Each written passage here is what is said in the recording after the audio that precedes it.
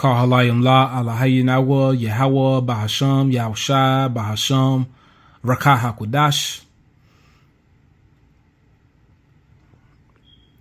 Psalms chapter 85, verse 11. Truth shall spring out of the earth, and righteousness shall look down from heaven. Truth shall spring out of the earth, and righteousness shall look down from heaven. Once again, Kahalayim La Alahayinawa Yahweh Bahasham Yahushai Bahasham Rakah HaKodash. All praises to our power, Yahweh Bahasham Yahushai Bahasham Rakah HaKodash. In the name of the Holy Spirit. Double honor to our teachers, the elder apostles and elder bishops of Great Millstone, GMS. Peace and blessing to the elect of Israel. Shalom. Shalom to the elect.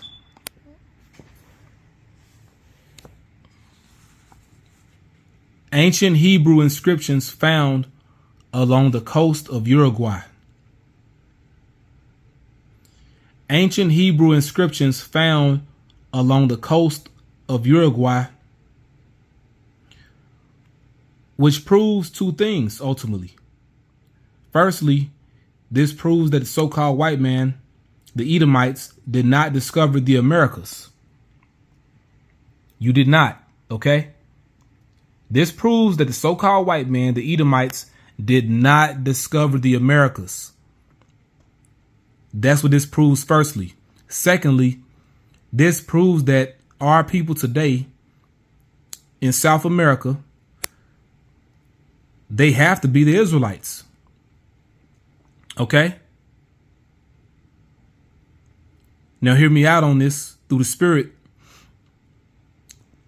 These inscriptions may have been left by the Canaanites, the Phoenicians, which are Canaanites, which actually worked for King Solomon.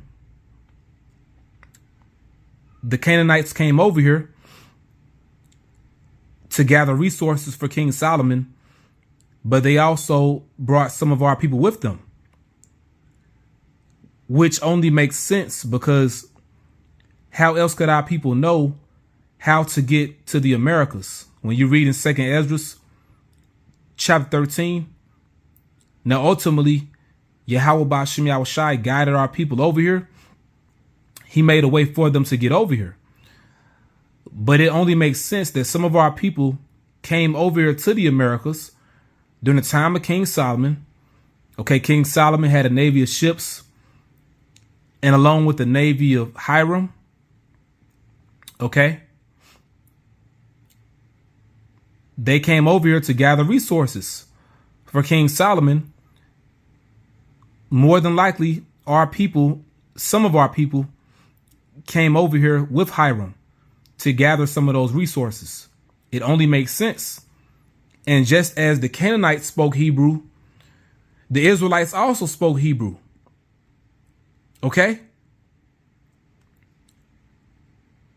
Now, there's no actual proof that the Canaanites themselves left these inscriptions, but I'm just saying that in case that, they did, because the Canaanites did come over here as well. But just to balance it out, our people spoke Hebrew as well, okay? And there are Hebrew inscriptions all throughout the Americas, and the Canaanites did not leave all those inscriptions. A lot of those inscriptions were left by our people, the Israelites. Now I'm going to read some of this just to make the point. Lord will, this isn't going to be too long. All right. It is going to be a third installment on the Northern Kingdom series, proving that the Northern Kingdom, the Israelites of the Northern Kingdom, are indeed Israelites. Okay. Now, it says seafarers from the Levant, the first to set foot in the Americas, which they're speaking about the Canaanites. And some of our people aided them in coming over here. Proto-Sinaitic, which proto, that goes into to first or before. Sinaitic, referring to Sinai. You know, you got Mount Sinai. Basically, ancient Hebrew. Okay? This referring to ancient Hebrew inscriptions found along the coast of Uruguay. Now, who's in Uruguay today? The tribe of Asher. Which tribe of Asher are the people from Colombia to Uruguay. Those are Israelites. Those are our people. This is dated July 2014. All right. July 2014. All right. It's old information, but it's still relevant. Okay. Dated July 2014. All right. So what's that? 8 years ago? It's about 8 years ago. An English archaeoastronomer has added a new dimension to the subject of ancient transoceanic contact by the discovery of an extensive network of inscriptional engravings along the eastern coastline of Uruguay, South America. Using the Google Earth remote sensing satellite, William James Vail captured a mass of inscriptions carved into the surface of a 4,700 meter long white crystalline rock formation, possibly rhyolite or syenite, along Uruguay's southern Atlantic coastline. He then set out to determine if the inscriptions could reveal which civilization or civilizations carved these inscriptions, and therefore whom may have been among the first to set foot on this point of the Americas, which, you know, through the Holy Spirit, I told you, and not me, but, you know, you go into the scriptures, you can read it for yourself. All right. Because it's not us telling you this, you know, it's not us here at Great Millstone telling you this. It's the spirit of Yahweh Bashem Yahushua telling you this in the scriptures. Okay. Now, I tell you what, since we in this topic, we in this subject right now, let's go to the book of Kings. All right.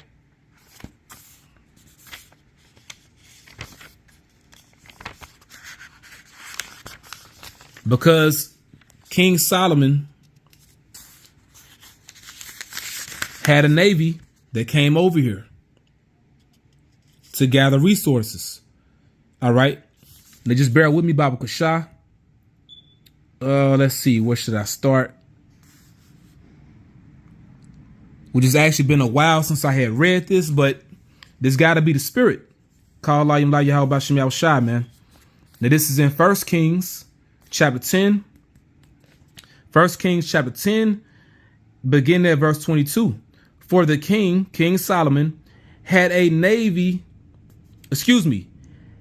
sea a navy of Tarshish. I'm going to read that again.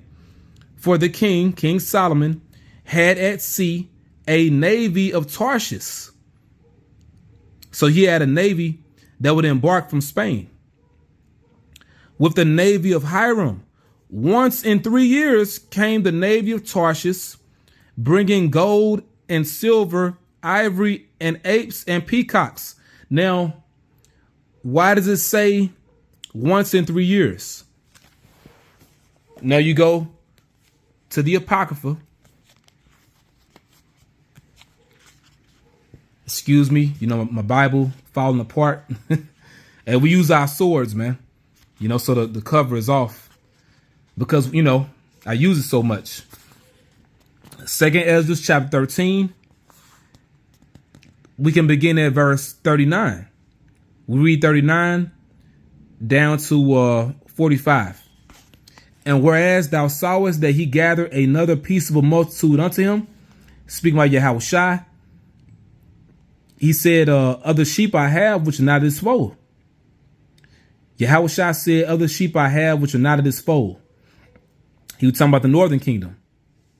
All right. Those are the 10 tribes, which were carried away prisoners out of their own land in the time of Hosea the king. Now you can read that account in 2 Kings chapter 17. Whom Shalmaneser, which is Shalmaneser the fifth. So whom Shalmaneser the fifth, the king of Assyria, led away captive. And he carried them over the waters, and so came they into another land, the land of Assyria. But they took this counsel among themselves that they would leave the multitude of the heathen and go forth into a further country where never mankind dwelt. So mankind did not live in the Americas before the northern kingdom did. Okay? That they might there keep their statutes, which they never kept in their own land. Right. That's why when they came over to the Americas, this was like a restart for them. This is why you have the country of Canada. That's a corrupted Hebrew word. Canada really is Canaan. Canaan referring to Canaan, and Da is the fourth. So the fourth Canaan or the new Canaan, you know, because they was looking at this like the new land of Israel, where they would keep their laws, statutes, and commandments. That's how they were viewing the Americas. Okay. And they entered into Euphrates by the narrow passages of the river. For the Most High then showed signs for them and held still the flood, so they were passed over. For through that country, meaning to get to that country, the distance to that country, there was a great way to go, namely of a year and a half. And the same region is called Arsareth, which is Aratazah Acharath. Aratazah is land, Acharath another.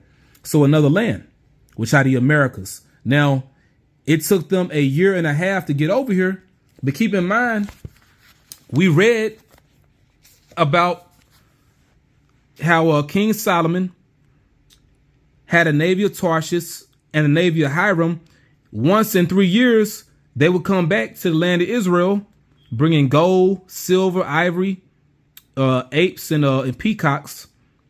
If I'm not mistaken, peacocks goes into turkeys. They will bring back turkeys, which are native to the Americas. Okay. The turkey is native to the Americas. All right. Especially North America. You know, a lot of turkeys up here. But it took the Northern Kingdom a year and a half to get over here to the Americas. But right here it tells you once in 3 years, it took the navy of Tarshish along with the navy of Hiram to come back to the land of Israel, because it took them a year and a half to get over to the Americas, and it took them a year and a half to come back. All right. But just had to get into that, man. I had to show that because, you know, the first people to set foot on the Americas were King Solomon's navy. You know, the navy of Tarshish and the navy of Hiram, which once again, you know, some of our people were among them. It just makes all the sense in the world. How else could our people know how to get over here? Once again, the Lord did show signs for them. He held still the flood, but they knew how to get over here. You know, that's the key point. They knew how to get over here. And you see this coastline of Uruguay. Look at all these ancient Hebrew symbols. Now, we know that the Canaanites wrote and spoke Hebrew, but so did the Israelites, which assisted the navy of Tarshish and the navy of Hiram. Okay? All of us wrote and spoke Hebrew. Okay? Not just the Canaanites. The Israelites did as well. Okay? And we don't got to make this that long because it speaks for itself. All right? Look at all the different ancient Hebrew symbols. Now, everything isn't exact, you know, which this is one of two things. Either the Canaanites wrote this or our people wrote it, you know. I mean, you know, we'll know in the kingdom, but the point is, this is wrote as a memorial, so to speak, showing you ultimately the Edomites did not discover the Americas. Okay. And also those have to be the Israelites down in South America, man, that are still there today in South America. Okay. Once again, the people from Colombia to Uruguay, that's the tribe of Asher. Okay. Now, all right. It says visual examination of the multiplicity of symbols depicted in the satellite photographs suggested a rock engraving technique very similar to Proto-Sinaitic, whereby a series of pecked holes are conjoined by a thin trace to create a particular character. Also, no table, each block of inscriptive material has been deliberately segregated by a boundary line of small rocks. Different racial group visitations at different times, perhaps. Right. So it could have been a situation where, the Canaanites may have done some writing, but also our people did some writing as well. Once again, our people wrote and spoke Hebrew. Okay. So yeah, you could have had the Canaanites writing some of this, but also our people could have wrote some of it. It says different racial group visitations at different times, perhaps. Proto-Sinaitic has allegedly been found in Brazil. So Proto-Sinaitic, which is ancient Hebrew, has allegedly been found in Brazil, which that's also the tribe of Asher. That's also the tribe of Asher in Brazil. Israelites in Brazil, okay, that wrote and spoke Hebrew. All right. Ancient Hebrew, Proto-Sinaitic is ancient Hebrew, has allegedly been found in Brazil at Itacoatiara near Manaus and at Curades Belos, Rio Grande do Norte state. A tablet with very similar Proto-Sinaitic ancient Hebrew characters was found at the Deir Allah excavations in Jordan,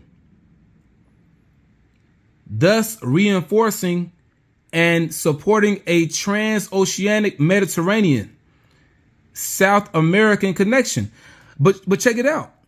They're talking about, Proto-Sinaitic characters found in Jordan. Now, who lived, near Jordan? All right. Israelites. Okay. That's the connection. Our people ultimately came over here. You see? That's the connection, man. Plain as day. This is beautiful, man. This is beautiful. Okay. Call halayim la Yahweh Bashim Yahushua for this, man. All right. Once again, call halayim la Alahayinawa Yahweh Bashim Yahushua for this. Which it really all speaks for itself.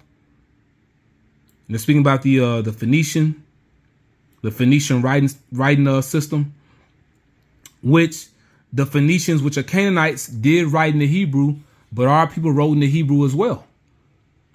Okay. And they're speaking about, Egyptian hieroglyphs and, things that really have nothing to do with this right here. Okay. But, Esau Edom, he always wants to figure something out, but you're not going to figure it out, man. And they're talking about the time frame of the languages.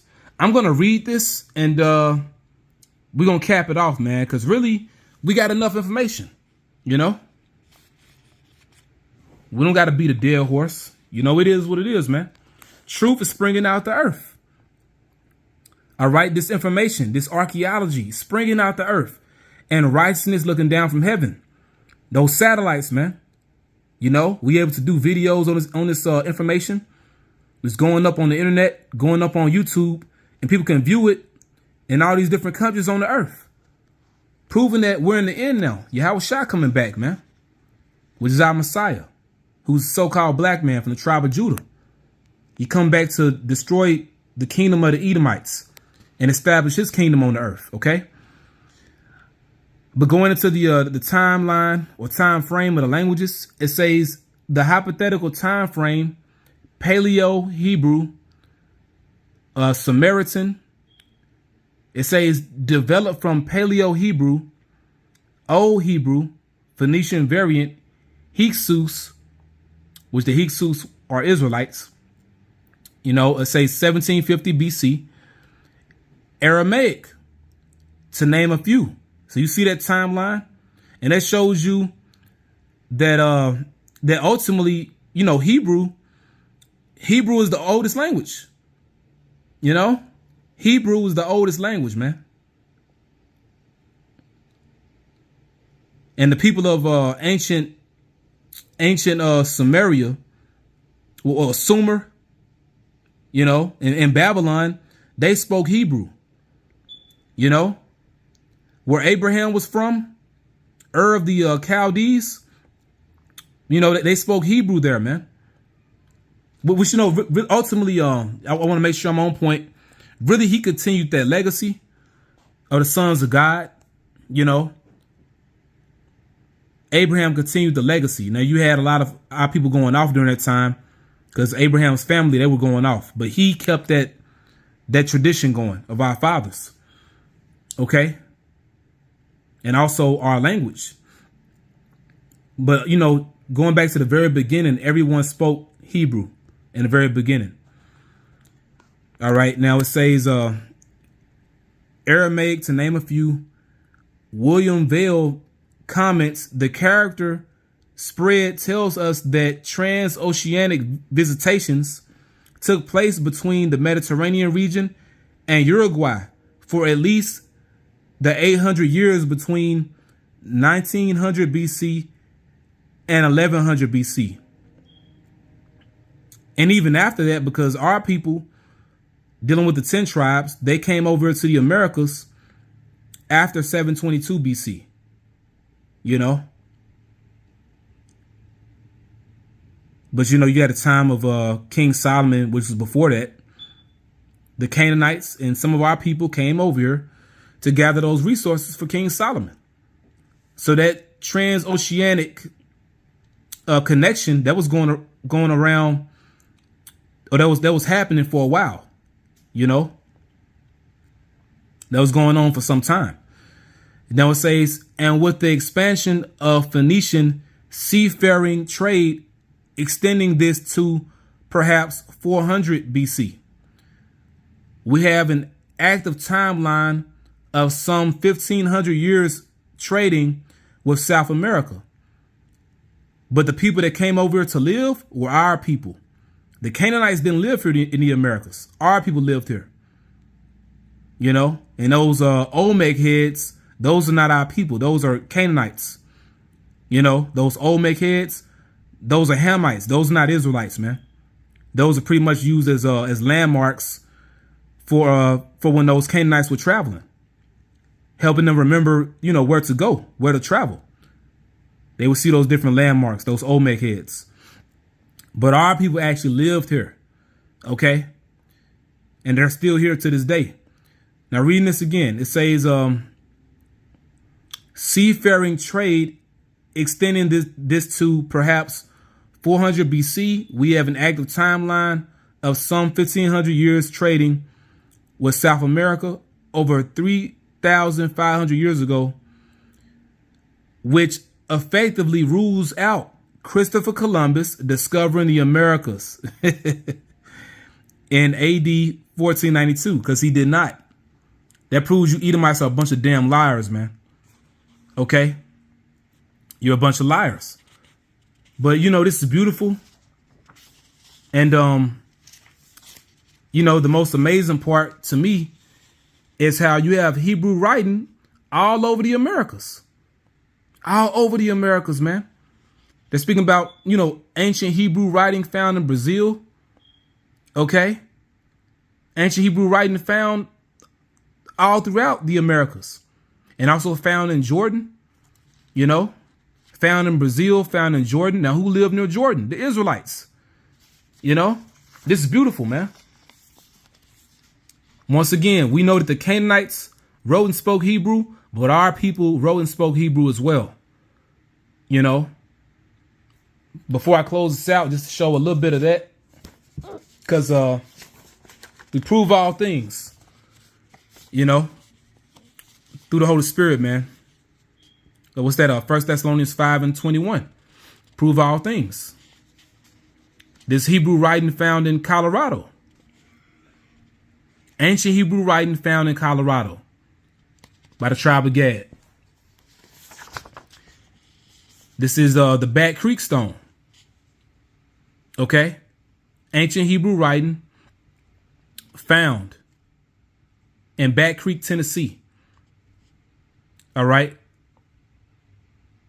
Now this either says Quatazah or this is a corrupted way of saying Quadash. All right. And it says La Yahawada, which means to Judah or for Judah. And ultimately, the tribe of Gad knew that, you know, the southern kingdom, in particular the tribe of Judah, are their brothers, you know.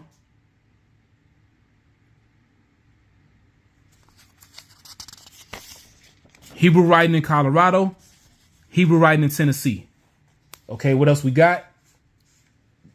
Give me a second here. Okay, just, you know, just running through some of the, you know, the information that I have. This Hebrew writing inscriptions, or Hebrew writing symbols, you can find, you can find throughout the Americas. Okay, in particular, Mexico and Central America, in particular. You know, by the Aztecs, Azteca, which is tribe of Yashikar or Yashashkar, the tribe of Issachar, and you have the Maya, which are also Issachar, but the Maya are Zebulun as well. Okay, it's Hebrew writing that you can find by them. Okay,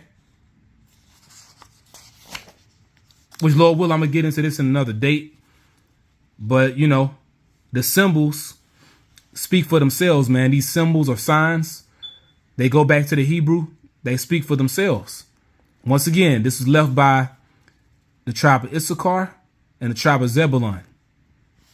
You can find this in Mexico and in Central America. Okay? Left by the Maya.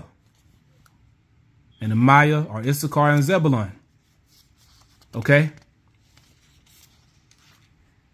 Let's see. You can find this in Bolivia and in Peru.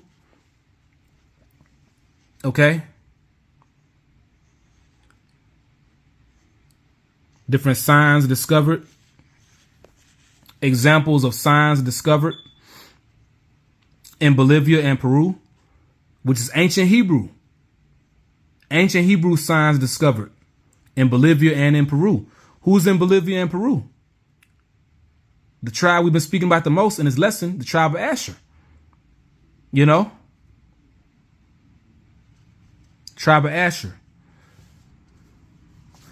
One of the 12 tribes of Israel. Okay?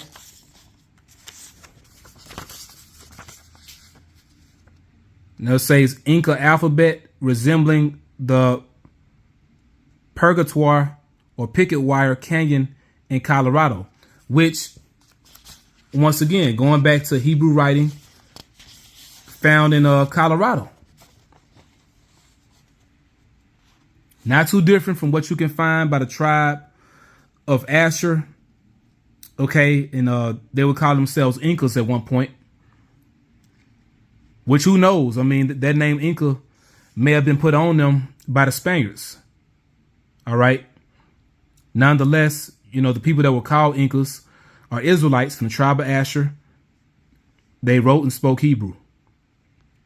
You know, some scholars say that they didn't have a written language. They would use it's some type of thread, you know, some type of thread. You know, they would, you know, use it to count. You know, the quipos, but they would use it to count. All right, but they had a language, man. They had a language. Their language is the Hebrew. Okay. I mean, that's the point, though, you know. And me and the beloved brother Bunyamyan, you know, the brother down here in Mississippi, you know, me and elder brother, excuse me, Jake stuttering and shit. Me and the elder brother Bunyamyan, we were blessed to go to Los Lunas, New Mexico, man. And we saw that 10 Commandment stone for ourselves. All right. You know, we were there. You know, so you really can't tell us nothing, man. And it comes to a point to where it's like, how much proof do you need? So what we believe in is based off of faith. You don't got to believe it. All right. We are Israelites and we are Hebrew Israelites. OK. And the Northern Kingdom are our people. OK. And the Lord has given us our language back, man. You know. But yeah, I pray this is edifying. You know. But this is a beautiful, you know, that was a beautiful piece of history when we was able to go here. You know, seeing that 10 Commandment stone. But ultimately, you know, once again, the Lord is waking up his people of the elect. So we can show you information all day, but if you're not of the elect, it doesn't profit you. All right. Ancient Hebrew inscriptions found along the coastline of Uruguay. You know, I pray you're edified. I want to give all praise to our power. Yahweh, Bahasham, Yahushai, Bahasham, Rakah, Kudash. Double honor to our elder apostles, the elder bishops, great millstone. Peace and blessing to the elect. Shalom.